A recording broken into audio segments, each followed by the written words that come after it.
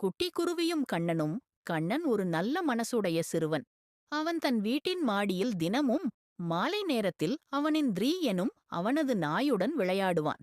ஒரு நாள் அவன் விளையாடும்போது அவனது காலின் கீழ் ஒரு குட்டி பறவை ஓடி வந்து அவனது நாயுடன் விளையாடியது.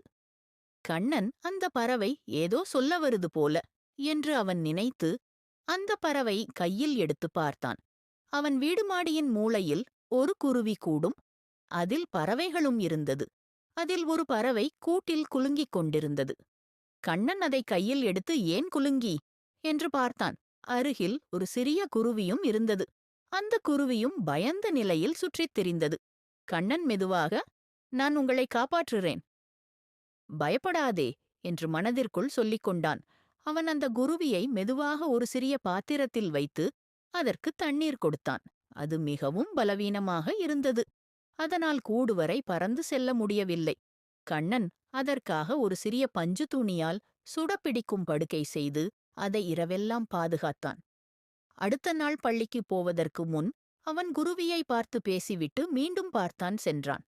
இரவெல்லாம் மீண்டும் பாதுகாத்தான். அது சிறிது வலிமை பெற்றிருந்தது. சில நாட்களில் குருவி சிறகுகளை ஓங்கச் செய்து பறக்க முயன்றது.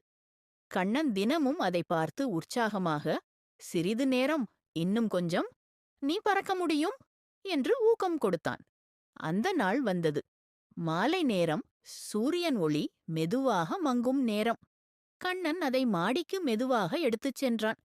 கண்ணன் குருவியை தன் கையில் வைத்தான். அது சிறகுகளை விரித்து ஹூஸ் என்று சிறு பறக்கும் முயற்சி செய்தது. கண்ணன் சிரித்தான். போ, பயப்படாதே, உன் வானம் உன்னை காத்திருக்குது. ஒரு நொடிக்குள் குருவி அவன் கையில் இருந்து பறந்து மேலே உயர்ந்து போனது. குட்டி குருவி அம்மா குருவியைக் கண்டதும் மகிழ்ச்சியுடன் சீசி என்று சத்தம் செய்தது. அம்மா குருவி அதன் சிறகை விரித்து அதை அணைத்தது போல கண்ணன் கண்டு மகிழ்ந்தான். அம்மா குருவி அதன் அருகே வந்து அதை வழிகாட்டி வானில் சுற்றி வந்தது. குருவி மீண்டும் ஒரு வட்டம் வந்து அவனின் அருகே பறந்து சீ என்று நன்றி சொல்லியது போல.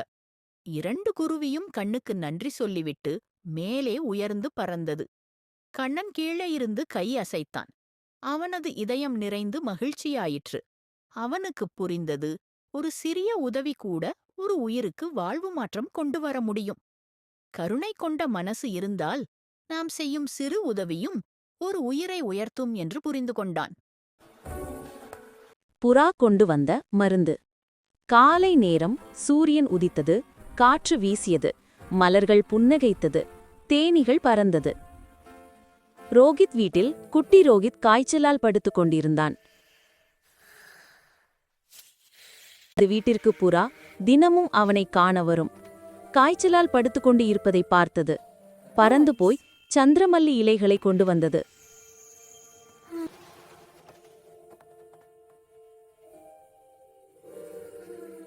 அவனின் அம்மா வந்தார். அவனை பார்த்து அவனை தடவி கொடுத்தார்.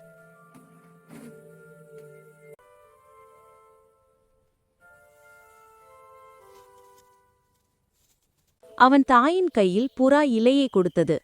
அம்மா வங்கிக் கொண்டார். அவள் அதை பார்த்து மூலிகை சூப் செய்து ரோகித்துக்கு கொடுத்தாள். அவன் விரைவில் குணமடைந்தான். ரோகித் புறாவிற்கு நன்றி சொன்னான். இயற்கை நமக்கு பல வழிகளில் உதவும் என்று புரிந்து கொண்டான். மயில் காப்பாற்றிய வயல். ஒரு அழகிய காலையில் மயில் ஒன்று வயலில் சத்தமாக கீ கீ என்று சத்தம் போட்டது. வயல்வெளி காக்க வந்தவர் மெதுவாக மயில் எதற்காக சத்தம் போடுகிறது என்றும் வந்து பார்த்தார். மயில் அவரை திரும்பி பார்த்து அவர் வயல் அருகே திரும்பி பார்த்தார்.